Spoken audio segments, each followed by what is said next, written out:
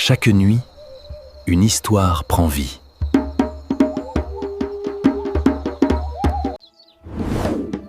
Abonnez-vous à Lune d'Afrique pour un voyage sans fin.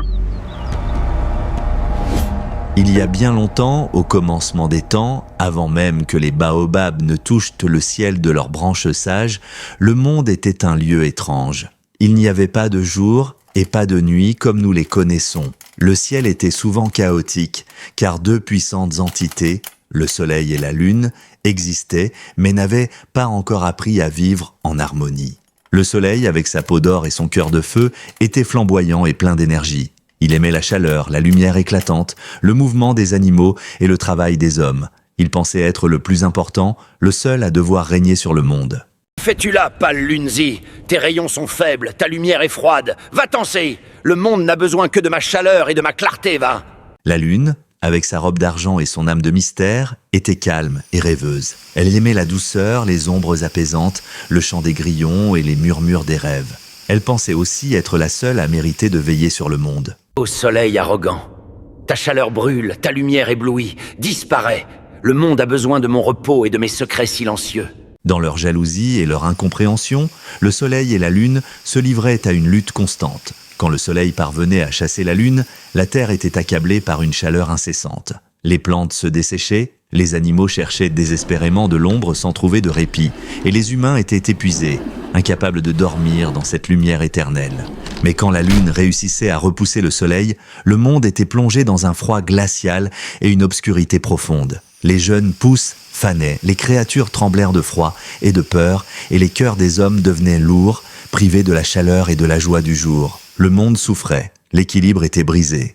La grande mère céleste, l'esprit ancien qui avait tissé les étoiles et les nuages, observa la souffrance de la terre. D'une voix douce comme la brise matinale, mais ferme comme la montagne, elle appela le soleil et la lune à elle. Mes chers enfants, regardez la terre. Votre querelle l'a fait dépérir.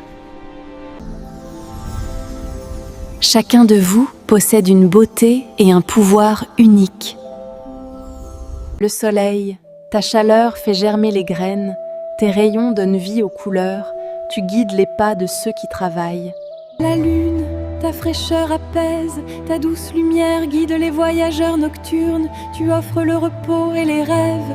Le soleil et la lune se regardèrent. Pour la première fois, ils virent au-delà de leurs différences. Le soleil aperçut la beauté mystérieuse de la lune, son calme rassurant. La lune perçut la force éclatante du soleil, sa capacité à apporter la joie et la vitalité. Leur jalousie se transforma en respect, puis en admiration, et enfin en un amour profond et éternel. Ils décidèrent alors de partager le ciel. Le soleil régnerait le jour, offrant sa lumière et sa chaleur à la terre. Et quand ils commenceraient à se fatiguer, la lune prendrait le relais, veillant sur la nuit, invitant au repos et au rêve. C'est pourquoi, encore aujourd'hui, vous pouvez les voir danser dans le ciel. Le soleil, quand il descend à l'horizon, salue la lune qui s'apprête à monter, et parfois ils se croisent un instant dans un doux baiser de lumière, juste avant l'aube ou après le crépuscule. Ils ne sont plus jamais jaloux, car ils savent que leur amour est le secret de l'équilibre du monde, et c'est ainsi que le jour et la nuit furent créés, grâce à l'amour et à la compréhension mutuelle du soleil et de la lune. Une leçon pour nous tous. Les différences peuvent, non pas diviser, mais unir et créer la plus belle des harmonies.